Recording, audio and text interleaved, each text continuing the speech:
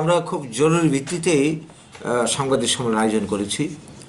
মূল যে বিষয়টা আমরা সবাই জানছি, দেখেছি যে গতকাল ত্রিপুরাতে আগরতলাতে শহরে এই যে 10,323 এদের যে মুভমেন্টকে বানচাল করা হলো অত্যন্ত অগণতান্ত্রিকভাবে, স্বৈরতান্ত্রিকভাবে, এটা মানা যায় না।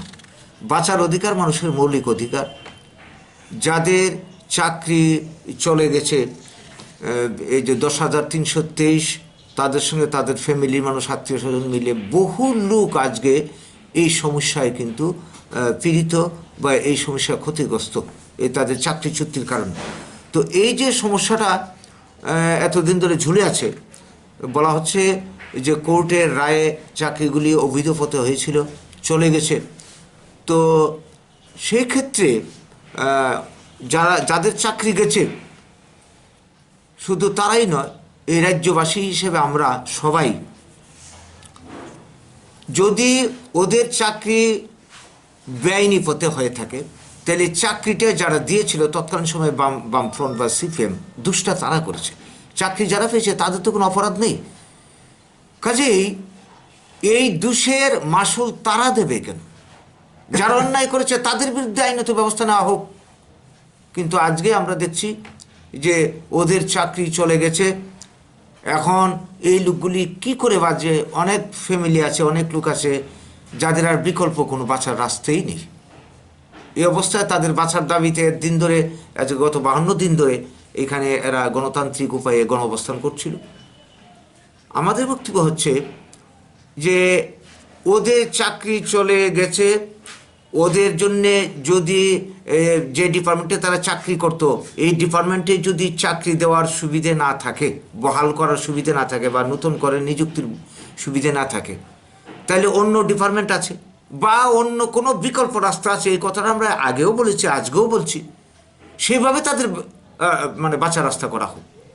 কোনো কিছু না করে বারবার শুধু প্রতিশ্রুতি খালি দেওয়া হচ্ছে তাদেরকে। বর্তমানে যারা ক্ষমতায় আসেন তারা কি জানতো না তখন এদের চাকরি ন্যায় পথে বা অন্যায় পথে হয়েছে, বা তাদের চাকরি বহাল রাখা যাবে কিনা? তারা কেন বলেছিল ভীষণ ডকুমেন্টে যে আমরা আসলে মানে যে কোনো উপায়ে মানে তাদের চাকরিকে আমরা বহাল রাখবই? কেন বলেছিল? এই মিথ্যা প্রতিশ্রুতি, এই কপটাচারী কেন? আমাদের মৌলিক প্রশ্ন হচ্ছে এই জায়গাতে। তারপরেও এই যে গত নভেম্বর মাসে খুব সম্ভবত নাকি মাননীয় মুখ্যমন্ত্রী বলেছিলেন যে আমি 2 মাস টাইম দিচ্ছি, আমি আপনাদের একটা বিহিত ব্যবস্থা করবই। দেখা গেল 2 মাস টাইম অতিক্রান্ত, উনি কথা বলারও কোনো প্রয়োজন অনুভব করলেন না। তারপরে এই কদিন ধরে যে মুভমেন্টটা চলছে, তাদের সঙ্গে কি ডেকে তাদের সঙ্গে কথা বলা যেত না? বিকল্প যদি আর কোনো রাস্তা থেকে আলোচনা করা যেত। বা এই রাজ্যে অনেক বিরোধী দল আছে, অনেক বিজ্ঞ মানুষ হয়েছে বিভিন্ন দিকে, তাদেরকেও তো ডেকে একটা আলোচনা করা যেত যে একটা সমস্যা, এটা একটা সামাজিক সমস্যা, আমাদের রাজ্যের সমস্যা, বিরাট সমস্যা, সবাই মতামত নেওয়া যেত। তো কোনো কিছু না করে কালকে যে ঘটনাটা তারা যেভাবে করলো, একটা আন্দোলন চলছে গণতান্ত্রিক পদ্ধতিতে, এই আন্দোলনকে নিয়ন্ত্রণ করার অনেক কৌশল আছে। 144 দ্বারা এরা জারি, মানে 5 মিনিট আগে যে 5 মিনিটের মধ্যে আপনারা সব গুটিয়ে চলে যান, এইভাবে হয় নাকি? সব কিছু একটা প্রস্তুতির সময় দিতে হবে। কিচ্ছুই করলো না। না করে তারা এই ধরনের তাদের উপর এই যে যেভাবে চড়াও হয়েছে, লাঠিচার্জ করছে, কাঁদানি গ্যাসের সেল ফাটিয়েছে, এই এত প্রচণ্ড ঠান্ডাতে জল কামান ব্যবহার করেছে, মানে বেশ কয়েকজন অসুস্থ হয়ে গেছে। এদের আক্রমণ থেকে পথচারী পর্যন্ত বাঁচতে পারেনি। কালকে যে ঘটনা ঘটেছে, হসপিটালের মধ্যে গিয়ে মারামারি করেছে। এইগুলি কি চলছে এই রাজ্যে? গণ আন্দোলন তো এর আগে আমরা দেখেছি। এগুলি চলতে পারে না, এটা আমরা মানতে পারি না। এই রাজ্যের মানুষ মানতে পারে না কোনো অবস্থাতেই। কাজেই আমরা এই ধরনের অগণতান্ত্রিক স্বৈরাচারী কার্যকলাপের তীব্র নিন্দা, তীব্র ধিক্কার জানাচ্ছি। এবং সেই সঙ্গে আমরা দাবি করছি বরাবরের মতোই, যাদের চাকরি চলে গেছে, আজকে প্রসঙ্গত বলতে হচ্ছে, এই নিয়ে একটা ধোঁয়াশা একটা কাজ করছে যে চাকরিগুলির ব্যাপারে যেটা রায়, কোর্টের রায় সবাই পরে দেখিনি, বা রায়ের যে ব্যাখ্যা বিভিন্ন পত্রপত্রিকা, আমরা সংবাদ মাধ্যমে যারা বিশেষজ্ঞ তাদের লেখাগুলি পড়ছি, আমরা দেখছি এই নিয়ে কিন্তু একটা একটা কী বলবো, একটা ধোঁয়াশে রয়ে গেছে, ক্লিয়ার কাট কনসেপ্ট তৈরি হয়নি, কনসেপশনটা দেওয়া হয়নি। আমাদের প্রথম দাবি হচ্ছে এই নিয়ে বিশেষজ্ঞদের দিয়ে কমিটি তৈরি করে আইনের মধ্যে, রায়ের মধ্যে কি কি বলা আছে স্পষ্টীকরণ করা হোক অনতিবিলম্বে রাজ্যে, 1 নম্বর দাবি। 2 নম্বর হচ্ছে যাদের চাকরি চলে গেছে এই পরিবারগুলির চাকরি মানে এডুকেশন ডিপার্টমেন্টেই হতে হবে এমনটা আমি বলছি না, আমরা বলছি না, যদি সম্ভব হয় এডুকেশন ডিপার্টমেন্টে অবশ্যই হবে, কারণ তারা যেহেতু এই ডিপার্টমেন্টে দীর্ঘদিন চাকরি করেছে, তাদের অভিজ্ঞতা রয়েছে, এই ডিপার্টমেন্টে হোক। যদি কারণ না হলো বিকল্প হিসাবে অন্য ডিপার্টমেন্ট রয়ে গেছে, অন্য ডিপার্টমেন্টে তাদের চাকরিগুলি দেওয়া হোক। তাও যদি না হয় বিকল্প যে কোনো কর্মসংস্থান তারা যাতে বেঁচে থাকতে পারে তার ব্যবস্থা করা হোক। এটা হচ্ছে আমাদের 2 নম্বর দাবি।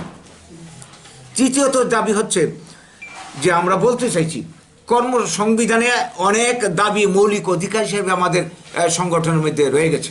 বাক স্বাধীনতা, ধর্ম অধিকার, চর্চার অধিকার থেকে শুরু করে এরকম মানুষের বেঁচে থাকার অর্থাৎ কর্মসংস্থানটাকে সংবিধানের মৌলিক অধিকারের তালিকায় অন্তর্ভুক্ত করা হোক। এই নিয়ে আমরা গোটা দেশ জুড়ে আন্দোলন করছি, নতুন করে আন্দোলনটা এই প্রেক্ষিতে আমরা তুলতে চাইছি। আমাদের চতুর্থত দাবি হচ্ছে ত্রিপুরাতে বিভিন্ন ডিপার্টমেন্টে অনেক পোস্ট খালি। গত 2018-তে এরা ক্ষমতা আসার আগে অবধি এরা বলেছিল যে ত্রিপুরাতে 50-60 হাজার পোস্ট খালি আছে, আমরা ক্ষমতায় ফিরতে পারলে আমরা সমস্ত ডিপার্টমেন্টে একটা পোস্ট ভ্যাকেন্ট রাখবো না। আজ অবধি বলুন তো দিকে, আপনারা তো খোঁজ রাখেন আমাদের থেকে বেশি, চাকরি হচ্ছে কিনা, হচ্ছে না তো। তো এই সমস্ত ডিপার্টমেন্টের চাকরিগুলি দেওয়া হোক। আজকে ত্রিপুরাতে 7.5 লক্ষের উপর বেকার জমে আছে। এরা বলছিল মিস করে চাকরি দেবে, কটা চাকরি হলো এই 3 বছরে। বরং আমরা লক্ষ্য করছি কি বিভিন্ন ডিপার্টমেন্টের পদগুলি অবলুপ্তি করে দেওয়া হচ্ছে। এটা কেন? এরা কি করতে চাইছে? এরা এখন বলছে গরু ছাগল পোষার জন্য, চাষটল দেওয়ার জন্য। এগুলি কি? তো কাজেই এই সমস্ত ডিপার্টমেন্টের চাকরির ব্যবস্থা করা হোক। একটা পদও আমাদের তার পরবর্তী দাবি মানে অবলুপ্তি করা চলবে না। সেই সঙ্গে এই যে বিভিন্ন সরকারি সংস্থাকে, লাভজনক সংস্থাকে আজকে বেসরকারি কর্পোরেটদের হাতে তুলে দেওয়া হচ্ছে। আজকে কোম্পানি ওরা তো লাভ করবে, কম কর্মচারী নিয়োগ করে বেশি মুনাফা। কাজেই এই প্রবণতা বন্ধ করা হোক। বেকার সমস্যার সমাধান যদি করতে হয়, কোনো লাভজনক সংস্থা, কোনো সরকারি সংস্থাকে বেসরকারি হাতে তুলে দেওয়া চলবে না। তাদের কর্মসংস্থান ব্যবস্থা করতে গেলে পাশাপাশি আমাদের একটা দাবি, যেটা ত্রিপুরাতে অঢেল প্রাকৃতিক সম্পদ, বনজ সম্পদ রয়েছে, এগুলিকে কাজে লাগিয়ে আমরা যদি ইন্ডাস্ট্রি করতে পারি, গভর্নমেন্ট যদি ইন্ডাস্ট্রি করার ব্যবস্থা করে, তাহলে সবারই কর্মসংস্থান ব্যবস্থা হতে পারে। এই কটা দাবি নিয়েই আজকে আমাদের সাংবাদিক সম্মেলন। আমরা আশা করব আপনাদের মাধ্যমে আমাদের বক্তব্য সরকারের নজরে চলে যাবে এবং এই রাজ্যের মানুষকে সচেতন করার জন্যে আমরা আমাদের বার্তাকে আপনাদের মাধ্যমে তুলে ধরতে চাইছি। মানুষ বাঁচতে চায় সবাই, এবং সরকারে যারা ক্ষমতাসীন তাদের দায়িত্ব হচ্ছে মানুষকে বাঁচার রাস্তা তৈরি করা, কর্মসংস্থান রাস্তা তৈরি করা। তা না করে গায়ের জুড়ে প্রশাসনকে কাজে লাগিয়ে কালকে যেটা হলো অনেকটা রাষ্ট্রীয় সন্ত্রাস, এই ধরনের অবস্থা তৈরি করে মানুষকে দমিয়ে দেবে, এটা চলতে পারে না। এটার একটা বিরাট বিস্ফোরণ আগামী দিনে অপেক্ষা করছে, কিন্তু সবাই পথে নামতে বাধ্য হবে। কাজেই এই অনাকাঙ্ক্ষিত অবস্থা যাতে না আসে তার জন্য সরকার আগেভাগে ব্যবস্থা নিক, এর জন্য আমরা দাবি জানাচ্ছি। এই হচ্ছে আমাদের